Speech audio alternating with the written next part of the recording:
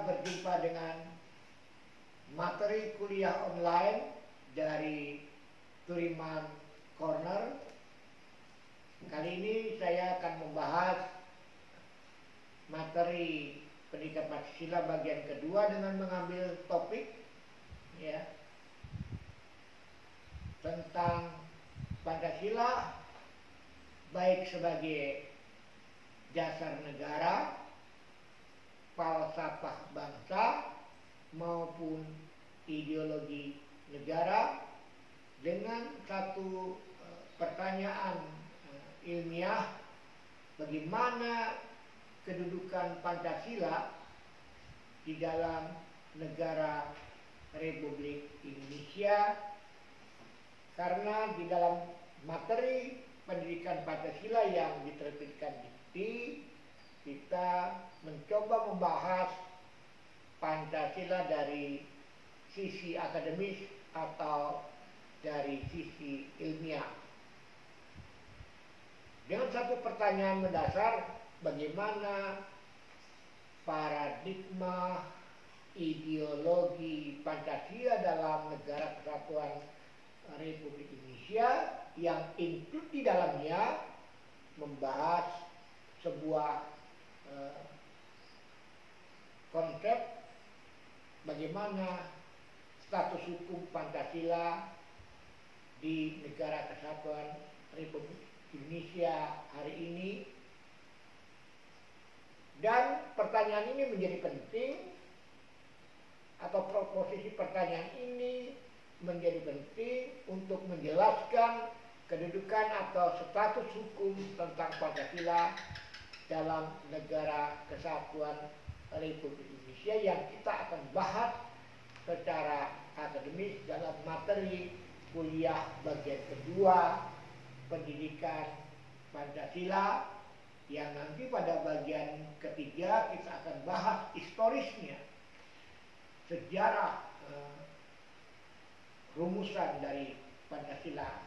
Namun pada kali ini bagian kedua kita akan membahas kedudukan atau status hukum Pancasila dalam negara kesatuan Republik Indonesia.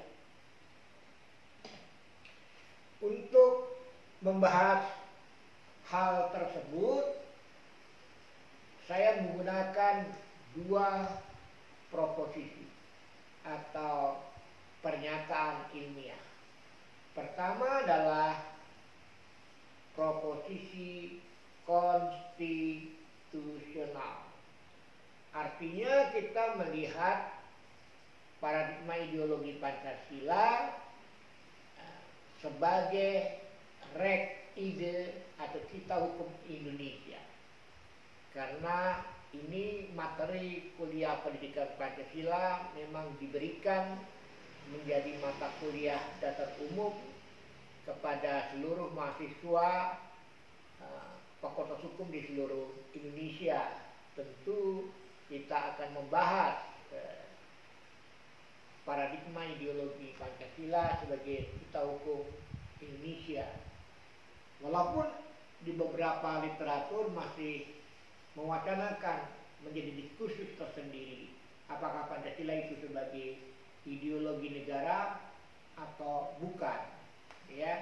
Terlepas dari itu, kita lihat dari proposisi konstitusional yang kita akan bahas secara akademik. Untuk melihat proposisi konstitusional terhadap paradigma ideologi Pancasila sebagai cita hukum Indonesia, kita bisa membaca pada slide berikut ini, yaitu slide pada alinea keempat pembukaan Undang-Undang Dasar Negara Indonesia, Undang-Undang Dasar 1945. Kita akan bahas klausul-klausul hukum yang ada di dalam alinea keempat, lalu kita kaitkan dengan materi kuliah pendidikan Pancasila ketika membahas Pancasila baik sebagai dasar negara, ideologi negara, dan falsafah bangsa Indonesia. Mari kita perhatikan dengan seksama, dengan kritis, ya, pernyataan yang ada di alinea keempat pembukaan Undang-Undang Dasar Negara RI 1945.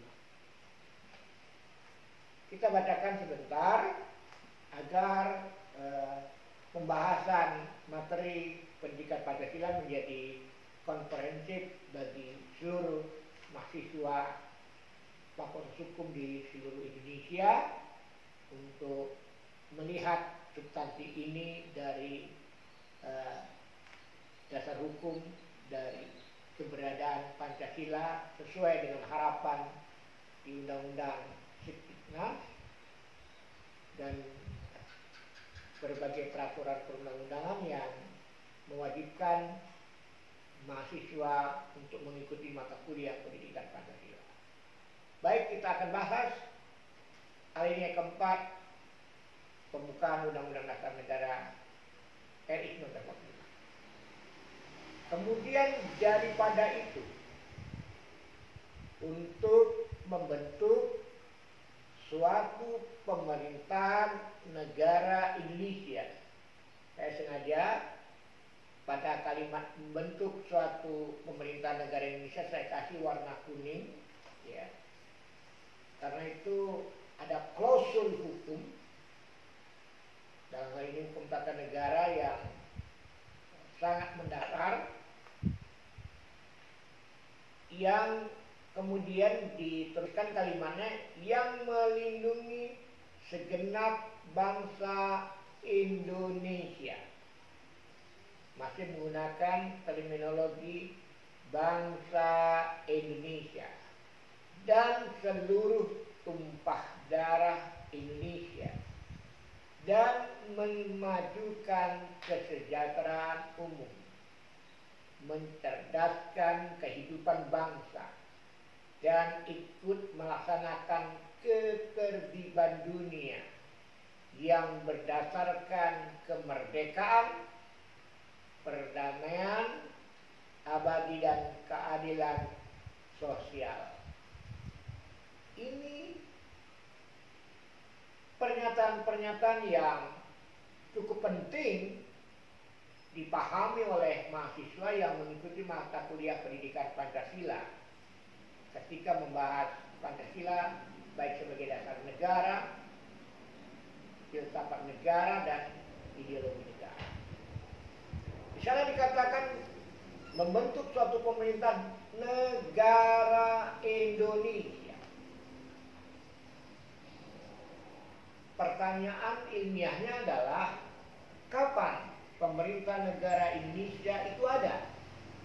Adakah pada tanggal 17 atau pada tanggal 18 Agustus 1945? Kalau pada tanggal 17 itu, ya, bangsa Indonesia menyatakan kemerdekaannya atau secara de facto menyatakan kemerdekaannya. Oleh karena itu proklamasi ditandatangani oleh Soekarno-Hatta yang kemudian kita kenal sebagai Dui, ya, proklamasi, ya, dua orang yang kemudian menandatangani atas nama bangsa Indonesia, ya. Nah, pemerintah negara Indonesia baru terbentuk pada esok harinya pada tanggal 18 Agustus 1945 secara de jure, karena secara real time sejarah kenegaraan Indonesia, Undang-Undang Dasar Negara RI 1945 baru ditetapkan pada tanggal 18. Pada kalimat selanjutnya, setelah menyatakan bahwa untuk membentuk suatu pemerintah negara Indonesia, melindungi segenap bangsa Indonesia, seluruh tumpah darah Indonesia, dan seterusnya. Ini merupakan visi dari bangsa Indonesia ketika ingin membentuk pemerintah negara Indonesia. Kemudian dikunci dengan satu klausul, maka disusunlah kemerdekaan kebangsaan Indonesia. Masih menggunakan terminologi istilah, ya, disusunlah kemerdekaan kebangsaan Indonesia. Pertanyaannya kapan? Yaitu yang dinyatakan pada tanggal 17 Agustus 1945 yang ditangani oleh dua orang, Soekarno dan Hatta, atas nama bangsa Indonesia, atau dari sisi hukum itulah bangsa Indonesia atau negara Indonesia de facto, ya, membuat pernyataan, ya. Disusunlah kemerdekaan kebangsaan Indonesia itu dalam satu Undang-Undang Dasar Negara Indonesia. Nah, di situ baru dinyatakan Undang-Undang Dasar Negara Indonesia. Kapan? Besoknya, setelah tanggal 17 Agustus 1945, yaitu pada tanggal 18 Agustus 1945, de jure. Jadi ibarat manusia lahir tanggal 17, ya, tapi punya aktenya esoknya pada tanggal 18. Jadi secara jure, ya, itu tanggal 17, secara jure tanggal 18, secara de facto pada tanggal 17. Nah, disusunlah kemerdekaan yang tanggal 17 Agustus itu atas nama bangsa Indonesia itu ke dalam satu Undang-Undang Dasar Negara Indonesia yang berbentuk dalam suatu susunan negara Indonesia. Nah, baru menggunakan istilah susunan negara Indonesia yang berkedaulatan rakyat. Apa itu? Yaitu demokrasi. Esensi dari demokrasi adalah kedaulatan rakyat. Nanti ini akan ditegaskan ke dalam batang tubuh Undang-Undang Dasar 45 di pasal 1 ayat 2 bahwa kedaulatan tertinggi di tangan rakyat dilaksanakan menurut Undang-Undang Dasar. Undang-Undang Dasar dipahami sebagai sebagian hukum dasar tertulis atau konstitusi tertulis. Dengan demikian, demokrasi yang di konteks ke dalam negara Indonesia atau susunan negara Indonesia adalah demokrasi konstitusional. Kenapa? Karena kedaulatan rakyat itu dilaksanakan menurut Undang-Undang Dasar. Kemerdekaan yang dimerdekakan pada tanggal 17 Agustus atas nama bangsa Indonesia itu besoknya disusun ke dalam Undang-Undang Dasar dengan berdasarkan kepada di sini, ya, yang merupakan secara historikal, secara real time sejarah dirumuskan oleh panitia 9 kemudian menjadi pembukaan Undang-Undang Dasar 45 yang berdasarkan kepada ketuhanan yang Maha Esa. Nanti pun yang berdasarkan kepada ketuhanan yang Maha Esa ini pun nanti dijabarkan, dikuatkan di dalam materi muatan di dalam batang tubuh Undang-Undang Dasar Negara RI yang memperkuat sila ke-1 ini, yaitu pada pasal 29 ayat 1 Undang-Undang Dasar Negara RI 1945 yang berbunyi negara berdasar atas ketuhanan yang Maha Esa. Kenapa? Karena kemerdekaan bangsa Indonesia yang tanggal 17 itu adalah atas berkat rahmat Allah dan didorong dengan keinginan luhur untuk berkehidupan yang bebas dan seterusnya, yang juga ada di alinea ketiga pembukaan Undang-Undang Dasar Negara RI 1945. Kemudian dengan berdasarkan kepada ketuhanan yang Maha Esa, kemanusiaan yang adil dan beradab. Di sini ya ada konsep humanisme bangsa Indonesia. Ya, kemanusiaan yang adil dan beradab, persatuan Indonesia, ya, dan kerakyatan yang dipimpin oleh hikmah kebijaksanaan. Hikmah kebijaksanaan dalam permusyawaratan atau perwakilan, serta dengan mewujudkan ada kata klausul yang sangat menarik untuk dipahami oleh mahasiswa yang mengikuti mata kuliah pendidikan Pancasila, serta dengan mewujudkan, mengimplementasikan suatu keadilan sosial bagi seluruh rakyat Indonesia. Nah, klausul yang ada di alinea keempat ini, khususnya pada kalimat dengan berdasarkan kepada ketuhanan maha dan seterusnya, secara historis ini adalah rumusan panitia 9, kemudian pada tanggal 18 disepakati dimasukkan menjadi alinea keempat, yang di dalam historisnya ya pernah ada fakta sejarah bahwa Ketuhanan Yang Maha Esa ada klausul dengan mewajibkan menjalankan syariah bagi para pengikutnya dihapus, ya, karena ada tuntutan elemen masyarakat dari Indonesia Timur, maka tinggal Ketuhanan Yang Maha Esa. Kemudian dikuatkan di batang tubuhnya di pasal 29 ayat 1, negara berdasar atas ketuhanan yang Maha Esa. Yang perlu dipahami oleh saudara sebagai mahasiswa yang mengikuti mata kuliah pendidikan Pancasila, walaupun di alinea keempat ini tidak ada kata Pancasila, maka kita bersepakat bahwa alinea keempat ini adalah Pancasila secara historikal atau fakta sejarah di dalam real time sejarah ketatanegaraan Indonesia.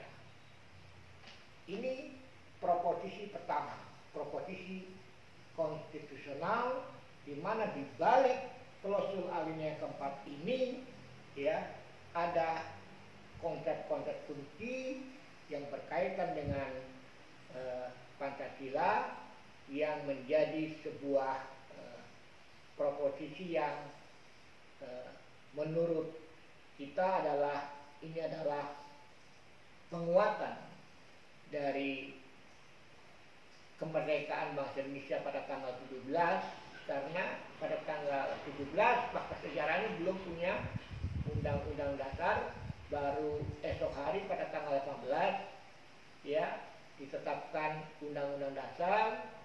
Ya, salah satu bagiannya adalah pembukaan yang terdiri dari 4 alinea, dan di dalam alinea ini sudah tegas bahwa kemerdekaan yang disusun adalah kemerdekaan kebangsaan Indonesia ke dalam satu undang-undang dasar. Artinya ya dibentuk ke dalam satu undang-undang dasar negara. Artinya dengan sendirinya konsep negara kita menganut paham konstitusi, ya. Di situ satu undang-undang dasar negara Indonesia yang berbentuk gitu, ya, ke dalam satu susunan negara, struktur negara Indonesia yang berbadan rakyat. Apakah itu tidak lain adalah pernyataan penegasan bahwa susunan negara Indonesia adalah demokrasi. Namun demokrasi yang dimaksudkan adalah demokrasi konstitusional, karena nanti ditegaskan, tadi saya nyatakan secara paparan ada di pasal 1 ayat 2 ya, setelah amandemen Undang-Undang 45, kedudukan tertinggi di tangan rakyat dilaksanakan menurut undang-undang dasar. Ada dua konsep yang melekat di pasal 1 ayat 2 itu, yaitu demokrasi dan undang-undang dasar, atau kalau kita satukan menjadi satu konteks yang holistik, yaitu demokrasi konstitusional yang berdasarkan 5 hal itu yang kemudian dipahami sebagai Pancasila. Walaupun sekali lagi di dalam alinea keempat ini tidak ada kata Pancasila. Dari proposisi kondisional kita lanjutkan dengan proposisi normatif. Kita mengambil proposisi normatif ke dalam undang-undang. Dan hari ini undang-undang dimaksud adalah Undang-Undang Nomor 12 Tahun 2011 sebagaimana dirubah beberapa bagian dengan Undang-Undang Nomor 15 Tahun 2011 tentang pembentukan peraturan perundang-undangan. Di pasal 2 Undang-Undang Nomor 12 Tahun 2011 yang dirubah Nomor 15 Tahun 2011 itu dinyatakan dengan tegas bahwa bunyi pasal 2 itu normanya, proposisi normatifnya, Pancasila merupakan sumber dari sumber segala hukum negara. Pernyataan ini menjadi penting ketika kita membahas materi pendidikan Pancasila. Mengapa? Karena ingin mempertanyakan secara akademis Pancasila yang ada di alinea keempat itu, Pancasila sebagai apa? Sebagai kita hukum. Apa maksudnya? Ya, rupanya Pancasila dinyatakan Pancasila merupakan sumber dari segala hukum negara. Ada kata hukum negara. Ya. Kemudian Pancasila yang kedudukan hukumnya merupakan sumber dari segala sumber hukum negara itu, bagaimana kedudukan status hukumnya di negara Indonesia, di susunan negara Indonesia yang dalam hal ini Negara Kesatuan Republik Indonesia, ya, sebagaimana ditegaskan di pasal 1 ayat 1 bahwa negara Indonesia adalah negara kesatuan yang berbentuk republik, ya, begitu. Kita baca penjelasan pasal 2 itu sendiri di undang-undang ini, ya. Penjelasannya kita baca secara seksama oleh saudara mahasiswa. Kita baca sama-sama pada slide berikut ini. Penempatan Pancasila sebagai sumber dari segala sumber hukum adalah sesuai dengan pembukaan Undang-Undang Dasar Negara Indonesia tahun 1945. Jadi pernyataan Pancasila merupakan sumber dari segala sumber hukum negara itu sesuai dengan pembukaan Undang Dasar Negara RI 1945 pada alinea keberapa? Alinea keempat yang seperti kita paparkan terlebih dahulu.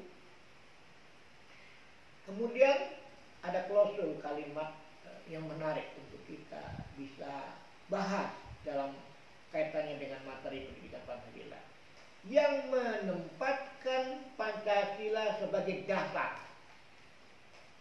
Dasar apa? Dasar negara dan ideologi negara, serta sekaligus dasar filosofis bangsa dan negara.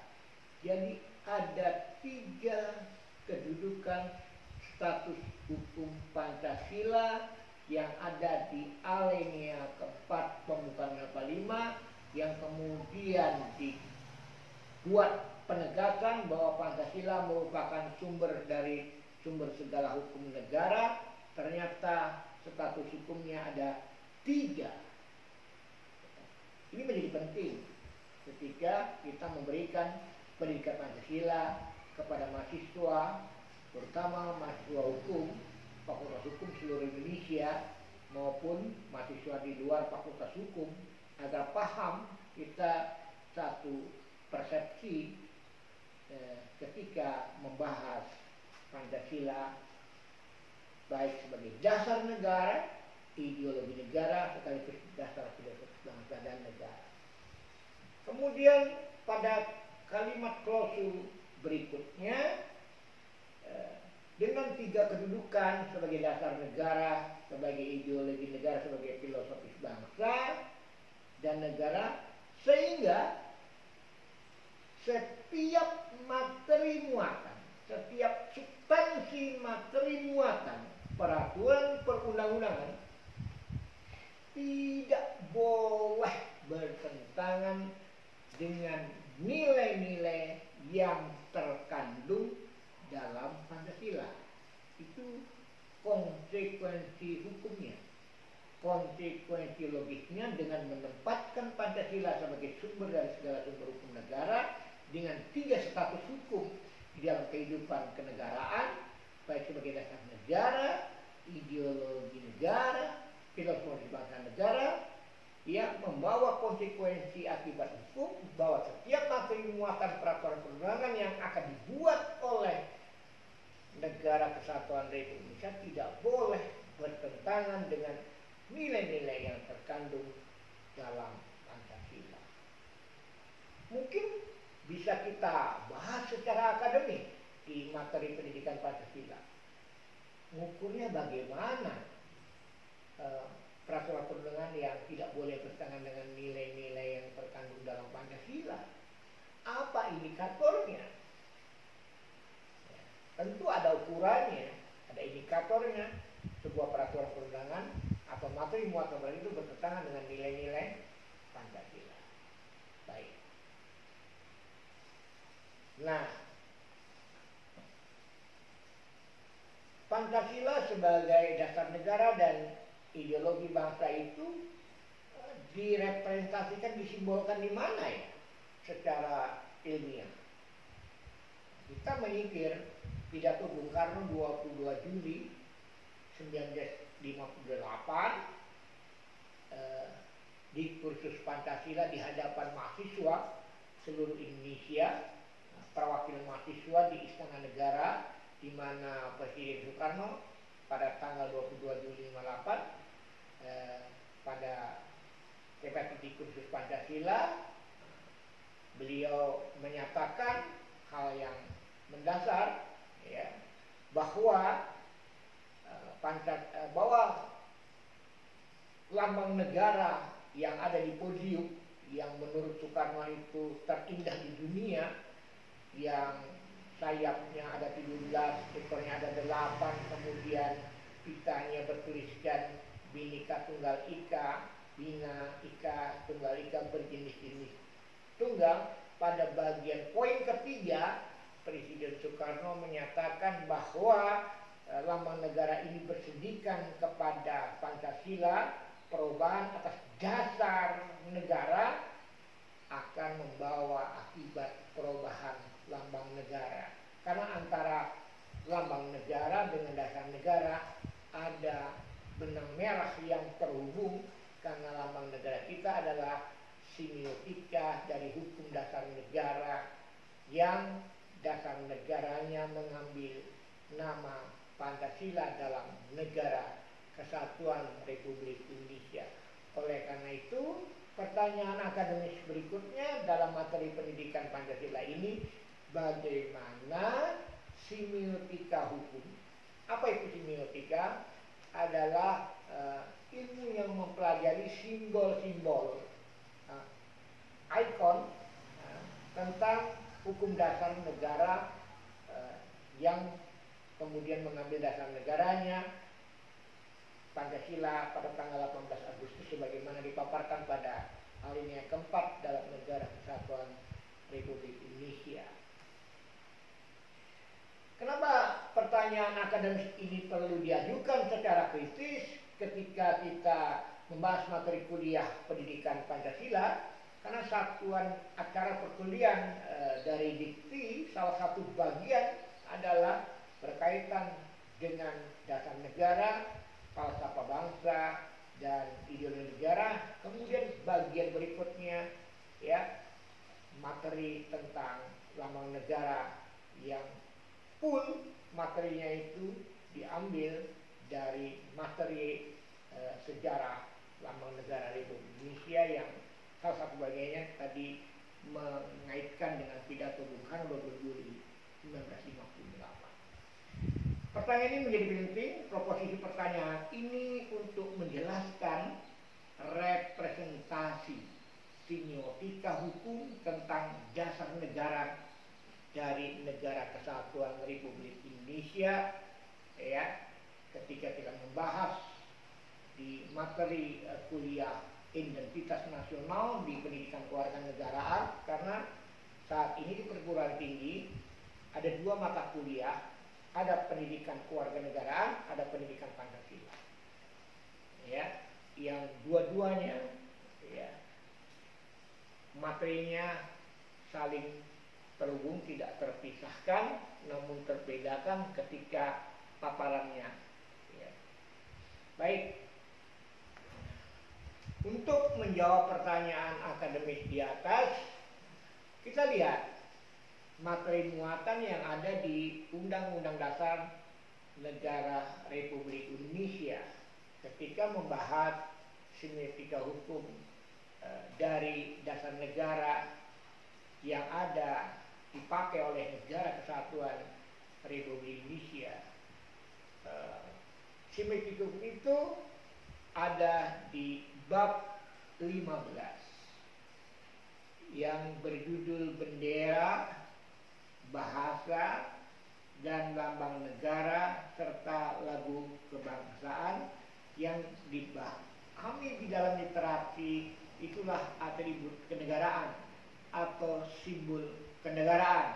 Jadi simbol kenegaraan itu ada bendera merah putih, bahasa Indonesia, lambang negara, ya, Garuda Pancasila dengan semboyan Bhinneka Tunggal Ika, serta lagu kebangsaan Indonesia Raya. Itulah atribut kenegaraan kita, simbol-simbol kenegaraan kita.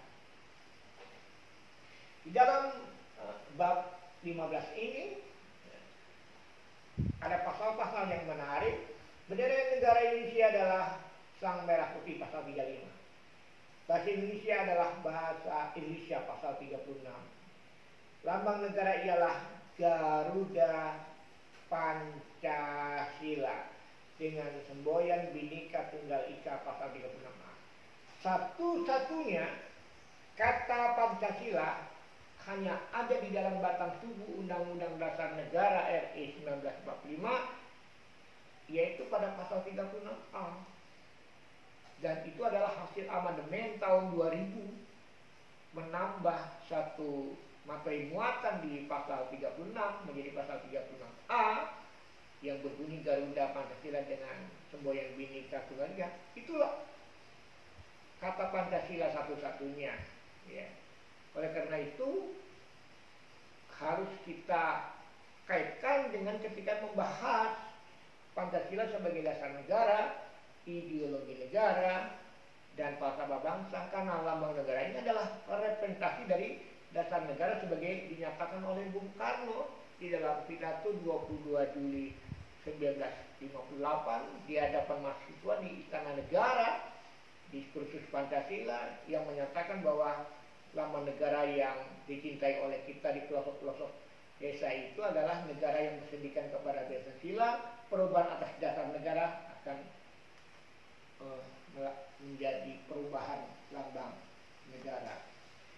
Kemudian di pasal 36B, lagu kebangsaan ialah Indonesia Raya, ketentuan lebih lanjut mengenai bendera, bahasa, dan lambang negara serta lagu kebangsaan diatur dengan undang-undang. Ada amanah dari konstitusi bahwa 4 simbol kenegaraan itu diatur dengan undang-undang, pasal 36I, atau di dalam tataran hukum tata negara, ya, inilah undang-undang organik, undang-undang yang melaksanakan ketentuan lebih lanjut dari undang-undang dasar. Artinya ada amanah yang diperintahkan oleh undang-undang dasar tentang 4 simbol kenegaraan itu diatur dengan undang-undang.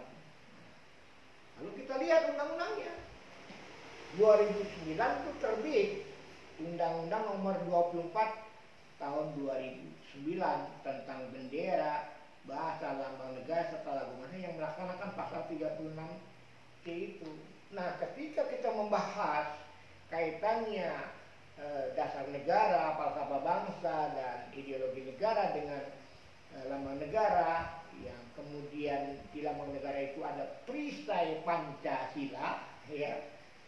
Nah, kita lihat nanti pada pasal 48 ayat 2, pada perisai sebagaimana dimaksud dalam pasal 46 terdapat 5 buah ruang yang mewujudkan dasar Pancasila.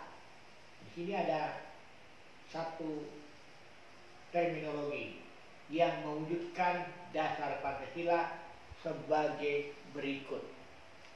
Pada pasal 48 ayat 2 huruf A, dasar ketuhanan yang Maha Esa dilambangkan dengan cahaya. Sekali lagi saya bacakan secara seksama. Dasar ketuhanan yang Maha Esa dilambangkan dengan cahaya. Apa pentingnya ini di dalam pendidikan Pancasila? Ternyata dasar ketuhanan yang Maha Esa ini di dalam lambang negara dalam perisai Pancasila itu dilambangkan dengan cahaya. Selama ini kita mentransformasikan kepada anak didik kita, terutama guru-guru di SD, di SMP, di SMA, lambang dasar ketuhanan yang Maha Esa itu bintang. Padahal dilambangkan dengan cahaya. Letaknya di mana? Di bagian tengah perisai. Bentuknya bagaimana cahaya itu? Berbentuk bintang bersudut 5. Tapi hakikatnya lambang dari ketuhanan yang Maha Esa itu adalah cahaya. Bahkan di peraturan pemerintah nomor 66 tahun 1951 tentang lambang negara dinyatakan nur cahaya. Ya. Jadi kita ingat proposisi ilahiyah, cahaya di atas cahaya berlapis-lapis, dan apabila Tuhan menghendaki cahaya, maka hamba Tuhan itu menjadi terang benderang di hatinya, ya, nur cahaya. Itulah di bagian tengah perisai berbentuk bintang bersudut 5. Di dalam real time sejarah proses pembangunan negara ini adalah sumbangan Muhammad Nasir kepada Sultan Hamid II ketika membuat perisai Pancasila. Jadi ini pandangan dari Muhammad Nasir, ya. Kemudian dasar kemanusiaan yang adil dan beradab. Ya. Paham humanisme ini. Kemanusiaan yang adil dan beradab. Adil tapi beradab, dan beradab berlaku adil. Dilambangkan dengan tali rantai bermata bulatan dan persegi. Di bagian kiri bawah perisai ada klosur.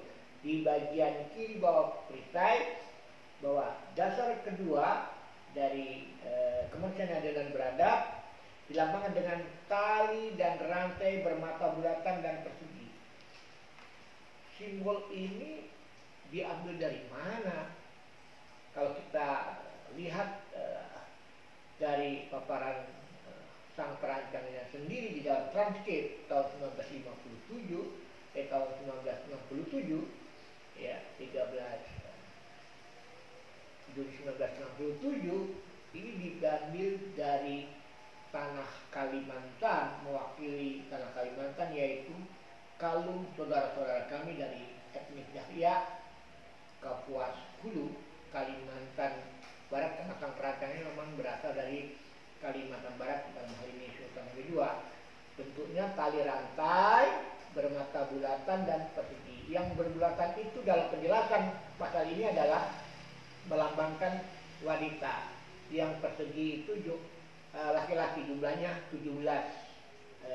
peta lingkar. Kalau saudara lihat di dalam realitasnya, kalau saudara pernah menyaksikan acara wisuda di perguruan tinggi, para guru besar, profesor itu ya dengan menggunakan toga kebesarannya itu, ada kalung yang melingkar di dadanya, peta lingkar, peta lingkar, peta lingkar. Itu adalah melambangkan bahwa laki-laki dan perempuan itu dalam kesetaraan ya antara wanita dan pria. Jumlahnya 17 ya. Jadi itulah representasi dari manusia yang adil dan beradab, sumber daya manusia yang adil dan beradab itu ya, tidak hanya hak laki-laki tapi wanita ya. Kemudian dasar persatuan Indonesia dilambangkan dengan pohon beringin. Ini di dalam proses kesejarahan perancangan lambang negara kita, ini sumbangan Profesor Dr. Purbacaraka kepada Sultan Hamid mewakili tanah Jawa. Kalau saudara pernah ke Jogja, di alun-alun Keraton Yogyakarta maupun Solo, di tanah Jawa itu ada beringin ya. Tapi beringin itu ditaruh di alun-alun. Alun-alun itu simbol tempat rakyat mengadu kepada sultan, kepada raja. Di area alun-alun itu simbol persatuan antara rakyat dengan sultan ya. Sandito Pandito Ratu ya, Kaulo Gusti gitu ya. Jadi bersatunya rakyat dengan pemimpin ya, sebagai simbol persatuan antara rakyat dan pemimpin ya. Kalau rakyat dengan pemimpin bersatu satu visi, maka terjadilah persatuan Indonesia. Ini mewakili tanah Jawa karena sumbangan Purbacaraka kepada Sultan Hamid ketika merancang perisai Pancasila dalam proses sejarah lambang negara.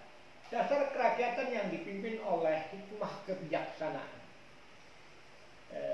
Kerakyatan sebagai esensi tertinggi dari sebuah demokrasi, tapi dipimpin oleh hikmah kebijaksanaan. Ada suara hati ya, manusia yang hikmah, yang bijaksana dalam permusyawaratan perwakilan. Jadi direpresentasikan di dalam permusyawaratan perwakilan di DPR dan di MPR. Orang-orang di sana harusnya ya dipimpin oleh hikmah kebijaksanaan dengan kebijakannya, dengan hikmahnya,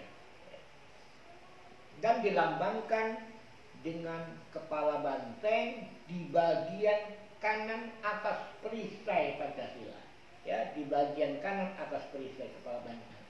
Ini di dalam transkrip perancangan lambang negara oleh Sultan Hamid diambil dari Pulau Sumatera ya, lebih tepatnya dari Sumatera Barat. Kita lihat lebih tepatnya lagi, Anda saudara perhatikan rumah gadang dari saudara-saudara saya dari kerajaan Minangkabau ya. Ada tanduk kepala kerbau ya, yang di sini disebut kepala banteng ya. Bukankah rumah gadang itu adalah tempat bermusyawarahnya Nini dan Mama, adat berseni syarat-syarat berseni? Itulah demokrasi asli bangsa Indonesia yang tidak hanya di Tanah Minang tapi di bagian-bagian Nusantara, di bagian pulau lain juga ada hal yang sama. Musyawarah itu adalah sebuah demokrasi yang asli di Indonesia yang hari ini ditambah dengan suara terbanyak. Ya, kemudian dasar keadilan sosial bagi seluruh rakyat Indonesia yang dilambangkan dengan kapas dan padi. Kapas itu adalah simbolisasi dari kesediaan sandang. Padi itu simbol dari kesediaan padi. Di penjelasan pasal ini di bagian kanan bawah perisai. Artinya kalau ingin mewujudkan keadilan sosial rakyat Indonesia, maka berdaulatlah di bidang sandang, berdaulatlah di bidang pangan. Begitu. Nah, dari teks norma pasal 48 ayat 2 ini ada kata kunci. Misalnya, dasar ketuhanan dilambangkan dengan cahaya, letaknya di bagian tengah perisai. Dasar kemanusiaan adil dan beradil dilambangkan dengan tali dan rantai, mata bulan persegi di bagian kiri bawah perisai. Dasar persatuan Indonesia dilambangkan dengan pohon beringin di bagian letaknya di kiri atas perisai.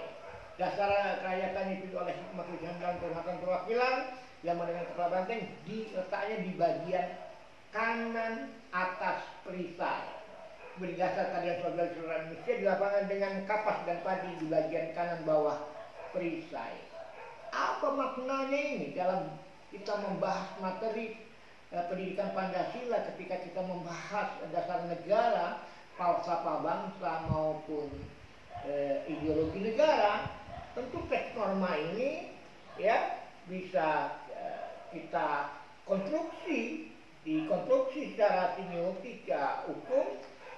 Maka perisai Pancasila yang ada di dada Elang Raja Wali Garuda Pancasila itu, yang dikalungkan di dada Garuda Pancasila itu adalah bentuknya, kalau mengikuti teks ini maka berputar berlawanan dengan arah jarum jam, ya, atau gilir balik, atau melingkar, atau bahasa religiusnya bertawaf. Mari perhatikan slide berikut ini. Kita perhatikan slide berikut ini untuk menjelaskan teks pasal 48 ayat 2 dalam kaitannya kita membahas materi pendidikan Pancasila bagian kedua. Yang penting ketika kita membahas filosofis bangsa kita atau dasar negara kita atau ideologi negara kita, maka kita tidak bisa lari dari konteks yang khas Indonesia yang dasar hukumnya ada di baik di Undang-Undang Dasar maupun di undang-undang. Nah, kalau kita perhatikan gambar ini, ya, inilah teks pasal 48 ayat 2 Undang-Undang nomor 24 tahun 2009 tentang bendera, bahasa, lambang negara dan lagu kebangsaan, yang membahas tentang perisai Pancasila. Ya. Kita lihat tadi dikatakan bahwa di pasal 48 ayat 1 dasar ketuhanan yang maha esa dilambangkan dengan cahaya di tengah perisai yang berbentuk bintang bersudut 5. Di tengah ada perisai lagi kecil ini, warna hitam, yang menurut penjelasan undang-undang ini nomor 24 tahun 9 atau PP 66 tahun 51 adalah mengambil warna hitam, warna alam. Dia menerangi 4 ruang yang ada di sekitarnya, yang direpresentasikan dengan warna merah putih, yaitu mewakili simbol bendera merah putih, bendera pusaka Negara Kesatuan Republik Indonesia merah putih, ya. Nah, kemudian kita lihat di kiri bawah perisai, sila kedua dilambangkan dengan tali rantai yang berbentuk lingkar, peta lingkar jumlahnya 17. Di penjelasan pasal 2 ini, di undang-undang ini maupun di PP 66 tahun 51 tentang lambang negara, yang lingkar mewakili wanita, yang peta mewakili laki-laki, jumlah 3, maknanya adalah bahwa laki-laki dan wanita itu di hadapan negara hukum Indonesia adalah sama di hadapan hukum dan pemerintahan, dan wajib menjunjung hukum dan pemberian tanpa kecuali. Jadi sederajat. Sebelum negara lain memperkenalkan konsep kesetaraan gender, kita sudah lebih dahulu memberikan representasi tentang konsep tersebut. Kemudian naik kiri atas, sila ketiga Persatuan Indonesia yang mewakili tanah Jawa tadi, Sumbangan Purwacaraka kepada Sultan Hamid. Kalau yang kedua ini diambil dari tanah Kalimantan, ya. Ini beringin yang merupakan simbol dari Persatuan Indonesia, yang kita jejak arsitekturnya, jejak pohon beringin itu kalau di tanah Jawa ada di keraton, ya, baik di Surakarta, Jakarta, ditaruhkan di alun-alun dua sebelum menuju dalam keraton, ya, disimbolkan bersatunya rakyat dengan pemimpin agar terjadilah persatuan Indonesia. Kemudian di kanan atas ini simbol dari sila keempat, kerakyatan yang dipimpin oleh hikmah kebijakan dalam permusyawaratan perwakilan. Ini dengan banteng, kepala banteng, ini mewakili tanah Sumatera, sumbangan dari Muhammad Yamin kepada Sultan Hamid II, mewakili representasi dari Sumatera atau lebih tepatnya Sumatera Barat. Ya, di rumah gadang ada tanduk kepala kerbau. Bahkan di daerah lain juga simbol tanduk kerbau ini menjadi hal yang ada di dalam kejaan antropologi budaya, ya, sebagai simbol rumah gadang yang ada tanduk kerbaunya membentuk kayak tanduk kerbau itu, kepala banteng itu simbol kerakyatan yang dipimpin oleh hikmah kebijaksanaan, karena di dalam jejak antropologinya merupakan rumah gadang itu tempat bermusyawarah Nini dan Mama, ya, ada persegi syarat-syarat persegi kita belah sebagai representasi dari demokrasi asli bangsa Indonesia. Kemudian di bagian kanan bawah keadilan sosial bagi seluruh rakyat disimbolkan dengan kapas dan padi atau padi kapas. Ini kapas sebagai lambang sandang, padi sandang lambang pangan, berdaulat di bidang pangan dan sandang. Jadi kalau ingin mewujudkan serta keadilan bagi seluruh rakyat Indonesia, berdaulat di bidang pangan dan sandang. Pakaiannya cukup untuk rakyat Indonesia, pangannya cukup, ya. Kalau dia cukup tentu dia makmur, petaninya makmur, tentu daya ekonominya tinggi. Artinya dengan prinsip Pancasila ini kita mendapatkan pelajaran filosofis yang terdalam ketika kita membahas Pancasila sebagai falsafah bangsa Indonesia, bahwa sila ke-1 menjadi kausa prima di dasar falsafah bangsa Indonesia. Ini juga pandangan Muhammad Hatta maupun Profesor Jimmy SDC di dalam buku ketika membahas Pancasila, bahwa sila ke-1 ini menjadi kausa prima. Bahkan ditegaskan di dalam alinea ketiga bahwa kemerdekaan bangsa Indonesia itu atas berkat rahmat Allah dan didorong keinginan untuk berkehidupan yang bebas dan seterusnya. Kemudian ditegaskan lagi di pasal 29 ayat 1 Undang-Undang Dasar Negara RI 1945, negara berdasarkan atas ketuhanan yang Maha Esa, ya, di dalam wadah negara yang punya bendera merah putih, ya, dalam negara hukum yang bentuk pemerintahnya republik, bentuk negaranya kesatuan yang menjunjung, ya, demokrasi, demokrasi yaitu kedaulatan rakyat yang dilaksanakan menurut Undang-Undang Dasar. Ini menjadi prinsip-prinsip kenegaraan kita.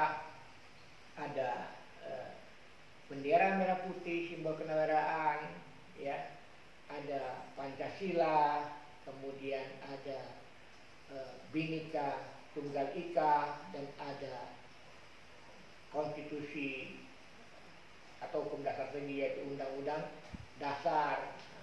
Ada identitas NKRI-nya di sini, yaitu sayapnya 17, kiri kanannya 17, ekornya 8, lalu bulu kaki dengan di leher ini 1945. Bukankah itu identitas NKRI? Ya. Kemudian elang Raja Wali Garuda Pancasila yang menoleh ke kanan. Next time future, bahwa bangsa Indonesia punya masa lalu, makanya arah prinsip Pancasila membaca berlawanan dengan arah jarum jam, atau dalam bahasa Kalimantan di dalam transkrip Sultan Hamid itu adalah gilir balik, ya, bahwa setiap bangsa ini punya masa lalu, masa kini, dan mendatang. Manusia yang terbaik adalah yang paham masa lalunya, masa kini yang mendatang. Hari ini harus lebih baik dari hari kemarin, dan hari esok harus lebih baik daripada hari ini. Kemudian di dalam negara ini juga ada integritas jati diri bangsa Indonesia dengan satu klausul Bhinneka Tunggal Ika. Dalam kaitannya dengan pendidikan Pancasila, saya ingin meluruskan materi-materi yang ada di SD, SMP, SMA yang menyatakan oleh guru-gurunya bahwa Bhinneka Tunggal Ika itu dimaknai berbeda-beda satu jua. Padahal itu keliru, bukan itu yang dimaksudkan oleh Presiden Soekarno. Ya, kita tahu Bhinneka Tunggal Ika ini diambil di buku Kitab Sotasoma karangan Empu Tantular yang terdapat pada bait 158 yang bunyinya Bhinneka Tunggal Ika Mawata Dharma. Kemudian oleh Presiden Soekarno atas usulan seorang ahli bahasa yang patut diduga di dalam real time sejarah itu adalah Muhammad Yamin, diusulkan kepada Sultan Hamid untuk dimasukkan ke dalam pita warna putih dengan memasukkan seloka Bhinneka Tunggal Ika. Tapi apa maknanya Bhinneka Tunggal Ika ini? Mari kita jelajah jejak digitalnya di dalam pidato Bung Karno 22 Juli 1958, yaitu di kursus Pancasila. Beliau menyatakan bahwa ketika dia pidato di parlemen, di Istana Negara, bukan di parlemen, di Istana Negara, di hadapan mahasiswa, dia menyatakan, lihatlah saudara-saudara, lambang negara di belakang ini, lambang negara yang terindah di dunia, megah dan terindah, elang Raja Wali Garuda Pancasila yang sayapnya 17, ekornya 8, ya, dan 45 yang berkalungkan perisai Pancasila, bersindikat Pancasila. Kemudian tertulis tulisan Empu Tantular dalam buku Sotasoma, yaitu Bhinneka Tunggal Ika. Bung Karno menyatakan Bhinneka Tunggal Ika. Saya ulangi, Bhinneka Tunggal Ika. Apa itu Bhinneka?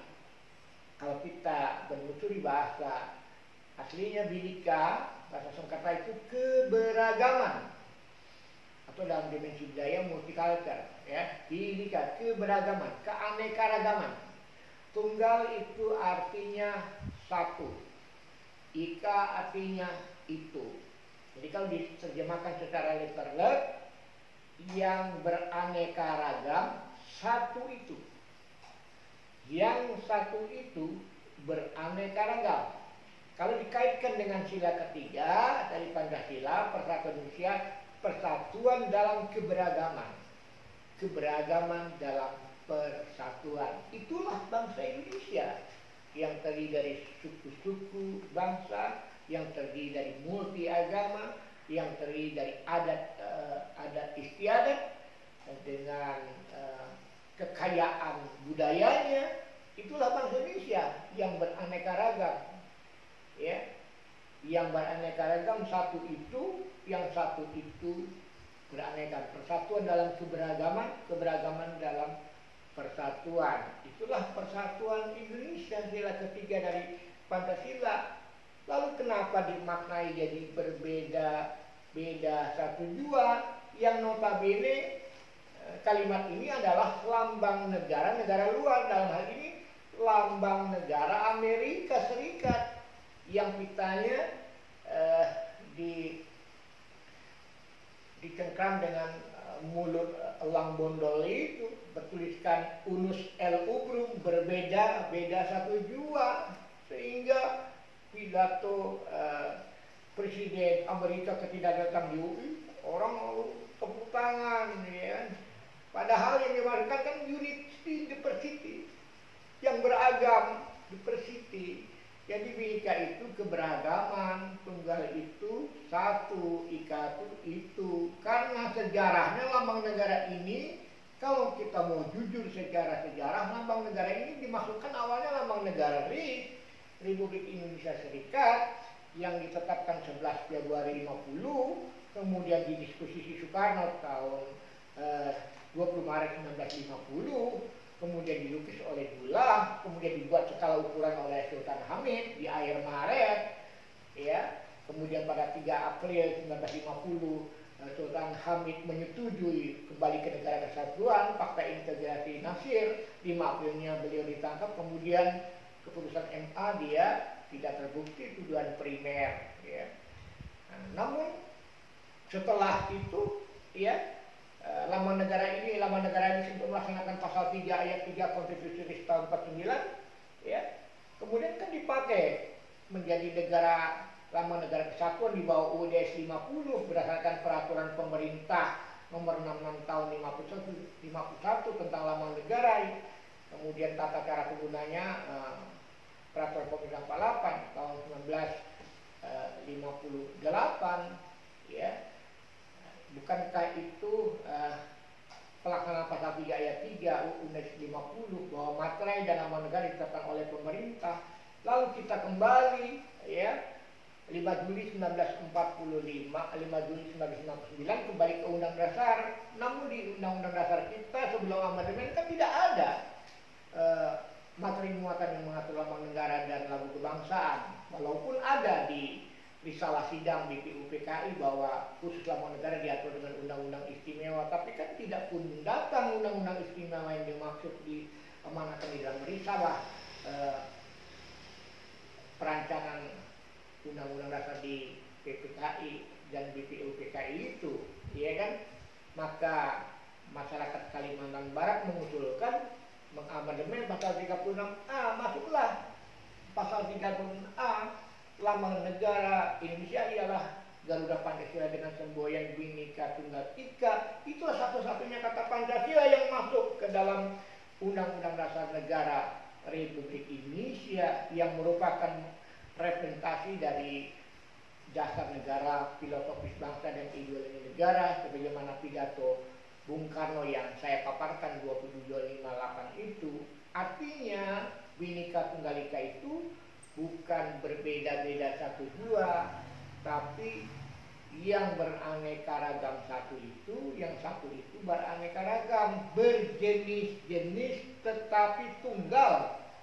Pernyataan Presiden Soekarno 2758 atau Bhinneka Tunggal Ika, mewakili keberagaman dan mewakili kesatuan, yaitu ini kan sebenarnya dulu perpaduan antara kaum federalis dan kaum unitaris disatukan menjadi dua konsep kenegaraan itu menjadi satu. Itulah Indonesia, negara Republik Indonesia yang terdiri dari negara 17 Agustus dan negara-negara di luar itu disatukan, dan hari ini dijadikan lambang negara kesatuan Republik. Sudah final, selesai, ya, tidak perlu dipermasalahkan kembali karena sudah final masuk ke Undang-Undang Dasar Negara Republik Indonesia. Jadi perlu kita luruskan bahwa Bhinneka Tunggal Ika itu bukan berbeda satu dua. Kalau itu terus-menerus dipahamkan ke dalam generasi muda kita, maka ya perlu pelurusan di dalam materi pendidikan Pancasila yang sudah masuk ke dalam dikti, ya, bahan ini bahwa Bhinneka Tunggal Ika itu bukan berbeda-beda satu dua, tapi persatuan dalam keberagaman dalam persatuan. Bhinneka itu keberagaman, tunggal itu satu, ika itu yang satu itu beraneka ragam, yang beraneka satu itu jadikan kaum bersuku-suku, berbangsa-bangsa supaya saling mengenal dan aku tahu siapa yang patuh kepadaku, kata Tuhan yang Maha Esa. Kalau berbeda satu dua itu lambang negara Amerika, umus ulum. Akhirnya apa yang terjadi kalau ini diteruskan di bangsa Indonesia? Ya, beda partai politik, beda suku, beda etnis, beda agama, ya, konflik. Padahal sudah ada Undang-Undang Nomor 40, ya, tahun 2008 tentang diskriminasi ras. Tidak boleh kita bermain sara, ya, gitu, karena ada undang-undang yang melarang itu. Nah, artinya kita pahami sebuah keberagaman supaya kita saling mengenal. Demikian paparan materi kuliah pendidikan Pancasila bagian yang kedua yang membahas tentang kedudukan status hukum dari Pancasila sebagai dasar negara, falsafah bangsa, dan ideologi negara. Sebelum kita membahas historikal dari perumusan Pancasila dalam paparan materi kuliah pendidikan Pancasila pada bagian berikutnya, sampai jumpa di bagian ketiga dari Turiman Corner, kuliah online pendidikan Pancasila. Mari kita gunakan akal merdeka kita, karena tidak cukup akal sehat, tapi perlu akal merdeka. Ya. Jangan lupa like, share, and subscribe Turiman Corner, baik bagian ke-1 maupun channel bagian kedua dari materi pendidikan Pancasila untuk perguruan tinggi mahasiswa Fakultas Hukum di seluruh Indonesia. Terima kasih atas perhatian saudara. Wabillahi taufiq wal hidayah. Wassalamualaikum warahmatullahi wabarakatuh.